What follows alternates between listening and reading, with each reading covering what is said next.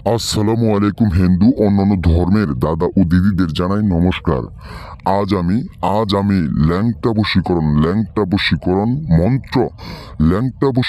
মন্ত্র দিয়ে আপনি আপনার পছন্দ মতো খালি ল্যাংটা করাইতে পারবেন।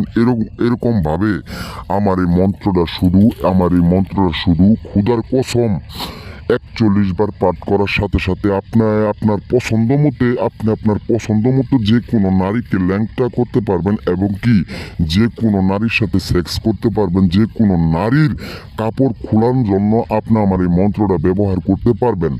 বিয়াস খুদার কসম, একবার আল্লাহর কসম দিয়ে কইলাম, যদি আপনার কোনো মেয়ের সাথে জিদ থাকে, কোনো মেয়ের সাথে আপনার শত্রুতা থাকে, কোনো মেয়েকে যদি আপনার পছন্দ লাগে, কোনো মেয়েকে যদি আপনার চোখের নেশায় ভালো লাগিয়ে জায়গা, যদি আপনি পাইতেন ইচ্ছার 7 দিন আপনি আপনার মনের আশা পূর্ণ করতেন, এরকম আবেগ যদি আপনার থাকে, খুদার কসম আমার এই মন্ত্রটা দিয়ে আপনি যে কোনো পছন্দ কইরা যে কোনো মেয়েকে ল্যাংটা করাইতে পারবেন। এইটা সোজা ল্যাংটা বশীকরণ।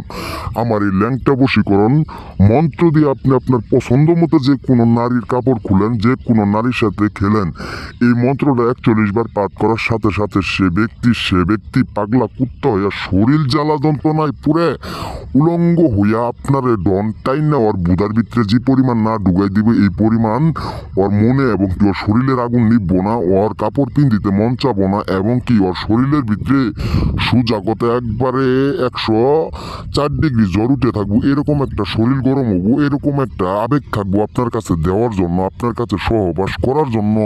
বিয়াস আমার এই ল্যাংটা বশীকরণ দিয়ে আপনি আপনার পছন্দ মতো যে কোনো মোটা, যে কোনো চিকন, যে কোনো বুড়ি, যে কোনো নারী আপনি আপনার পছন্দ মতো কাপড় খুলে আপনি সহবাস করেন। এরকম একটা মন্ত্র, এটা কুফুরি মন্ত্র, জাদুর মন্ত্র, এটা আদিও প্রাচীনকালের ৫০০ বছর আগের মন্ত্র। সে মন্ত্র ১০০ বার পরীক্ষিত করার পরে বিয়াস আমি আজ আপনাদের মাঝে মন্ত্রটা ছাইড়ে দিলাম। খুদার কসম, একবার খুদার কসম করে কয়ে দিলাম, মন্ত্রটা ছাইড়ে দিলাম। আমার এই মন্ত্র দিয়ে একবার লাশবারের মতো আপনি মেয়ে ল্যাংটা করে আপনার মনের আশা পূর্ণ করেন। আপনি মনের আশা পূর্ণ করে আপনি আপনার চাহিদা মিটানোর জন্য আপনি আর কোনো জায়গায় যাওয়া লাগবে না। আমার এই মন্ত্রটা লাশবারের মতো আপনি পাঠ করবেন। বিয়াস একটা বার কাজ করবেন, এই বলে আমার কথা শেষ করছি। আসসালামু আলাইকুম।